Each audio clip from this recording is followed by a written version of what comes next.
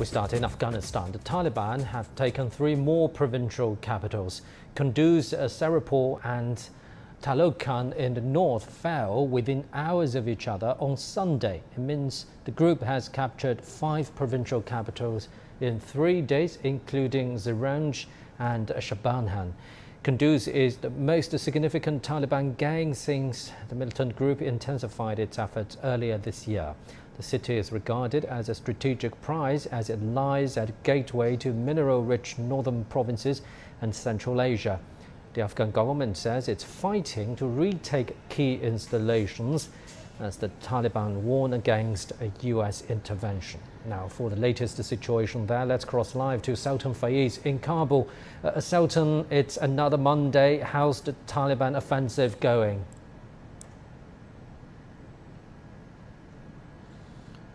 Taliban are actually, as you mentioned, advancing rapidly in the north region of the country.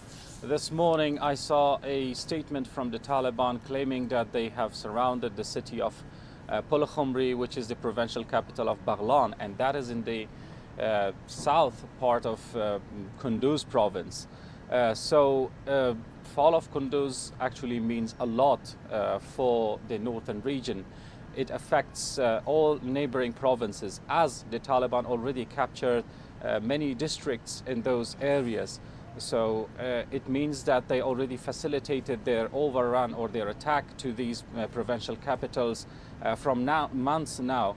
Now the strategy is to enter those cities, fighting the Afghan forces, releasing the prisoners at the first hand, and then to fight the Afghan forces up to pushing them to the military bases that are in the outskirts of those cities. So in Takhar province, the Afghan forces and also Afghan officials evacuated the city without any fighting, so that it led the Taliban to release all the prisoners.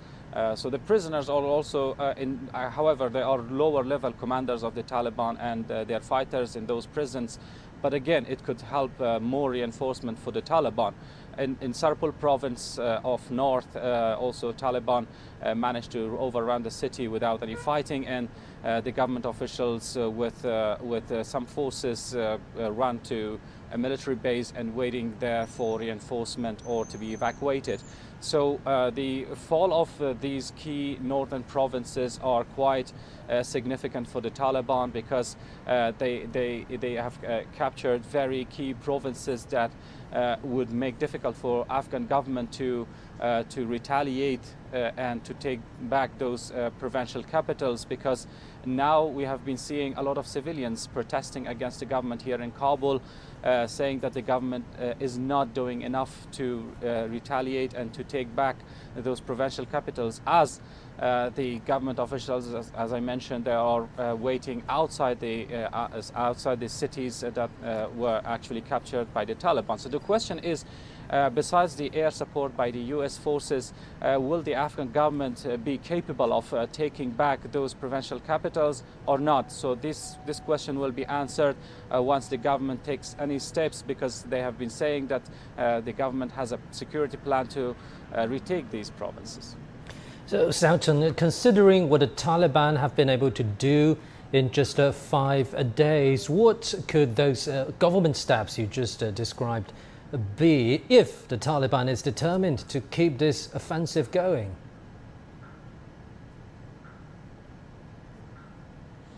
Well, yesterday the UN Special Representative for Afghanistan stated that if the war will continue its trajectory, then there will be more human losses, more civilian losses, especially in those areas that both warring sides actually not showing quite mercy, because Taliban are now using different tactics to enter the cities. Also, the government is trying to respond with airstrikes, and also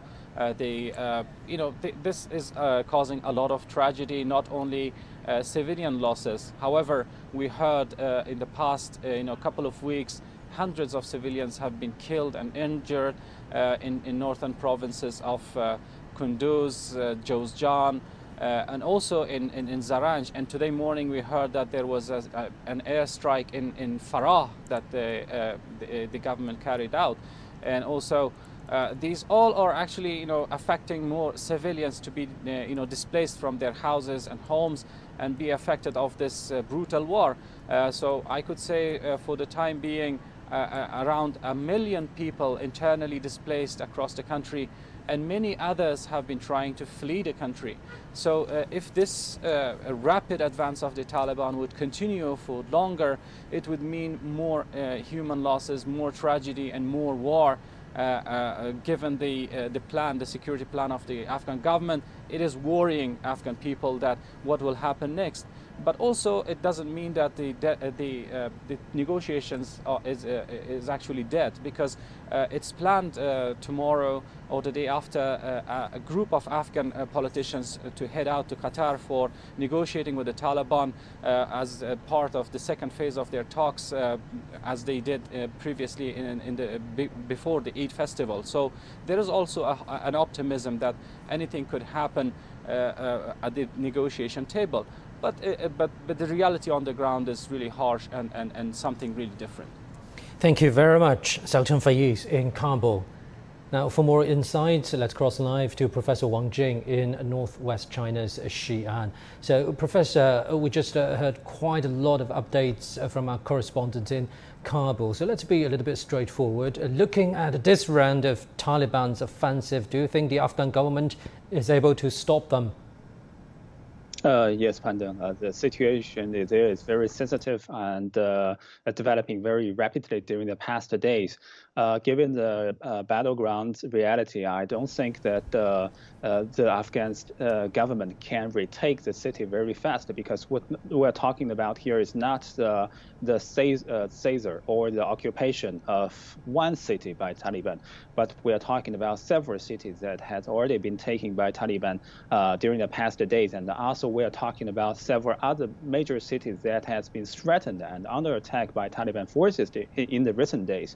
So I think the very priority for the Afghanistan government right now, especially for the Afghan security forces right now, is to organize the defense that prevent the further loss of the cities, especially the important provincial cities and other important cities with strategic importance in the future, especially in the future upcoming weeks. I think this is a very priority, that defend first and maybe then retake the second. Pandam.